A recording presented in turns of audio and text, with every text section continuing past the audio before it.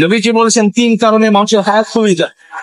3টা আমল করলে, 3টা বদ আমলে মানুষের হায়াত কমে যায়। দুনিয়ার জমিনে হায়াত কমে যায়, কমতে থাকে, হায়াতও কমে যায়, রিজিকও কমে যায়।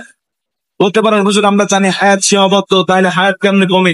নবীজি বলেছেন কিতাবে বর্ণনায় আবু হুরায়রা রাদিয়াল্লাহু তাআলা বর্ণনা করেছেন, মানুষের কিছু নেক আমলের কারণে হায়াতের মধ্যে আল্লাহ বরকত দান করে, আবার নিখুঁত আমলের কারণে আল্লাহ পাক মানুষের হায়াতের মধ্য থেকে বরকত ছিনিয়ে নেয়, ওই মানুষটা দ্রুত দুনিয়া থেকে বিদায় নিয়ে চলে যায়। হায়াত নির্ধারিত, রিজিক নির্ধারিত, কিন্তু আল্লাহ পাক এর মধ্যে বরকত রেখে দেয়। উদাহরণ দিয়ে ভালো বুঝবেন, হালাল পথে কেউ ইনকাম করে মাসে 10,000 টাকা, হারাম পথে কেউ ইনকাম করে মাসে 50,000 টাকা। এই হালাল পথে ইনকাম করা ব্যক্তি দেখবেন মাস শেষে খেয়ে দিয়ে আরো 2,000 টাকা ইনকাম করে সেটা সঞ্চয় করতে পারে। 50,000 টাকা যদি হারাম পথে ইনকাম করে মাস শেষে তাকে 10,000 টাকা ঋণ করতে পারে। মানে হালালের মধ্যে আল্লাহ বরকত রেখে দিয়েছেন, হারামের মধ্যে কোনো বরকত। নবীজি বলছেন হাদিসের মধ্যে, যদি ওই ব্যক্তি আল্লাহ পাকের নাশকরি করে, আল্লাহ পাকের শুকরিয়া আদায় থেকে মুখ ফিরিয়ে নেয়, তখন আল্লাহ পাকের হায়াতটাকে সংকীর্ণ করে দেয়, হায়াতের মধ্যে থেকে বরকত আল্লাহ পাক ছিনিয়ে নেয়। এই জন্য সবসময় আমরা হায়াতের আল্লাহ পাকের শুকরিয়া আদায় করতে থাকবো ইনশাআল্লাহ। যে পজিশনে রেখেছে আমরা ওই পজিশন থেকে শুকরিয়া করব। 2 নম্বরে নবীজি বলছেন ওই ব্যক্তির হায়াতটাকে আল্লাহ পাক সংকীর্ণ করে দেয় যে ব্যক্তি দুনিয়ার জমিনে প্রয়োজনের থেকে অতিরিক্ত মানুষের রিজিক কিন্তু নির্ধারিত আমরা জানি, রিজিক শেষ হয়ে যাবে, চলে যাবে।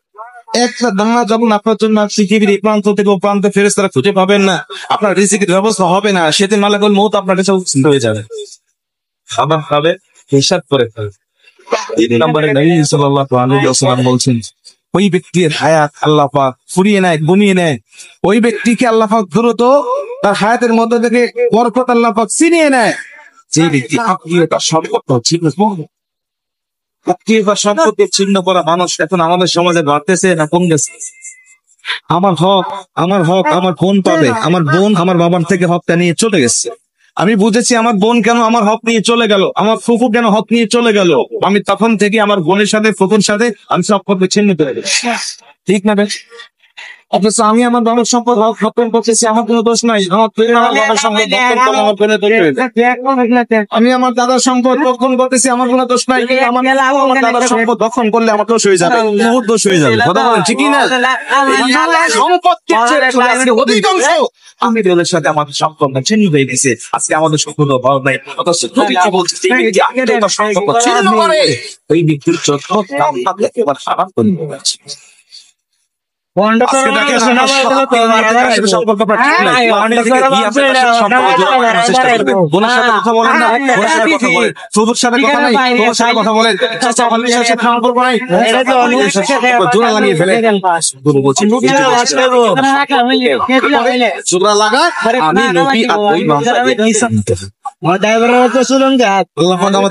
সম্পর্ক রক্ষা করা তৌফিক দান করেন, বলেন আমিন।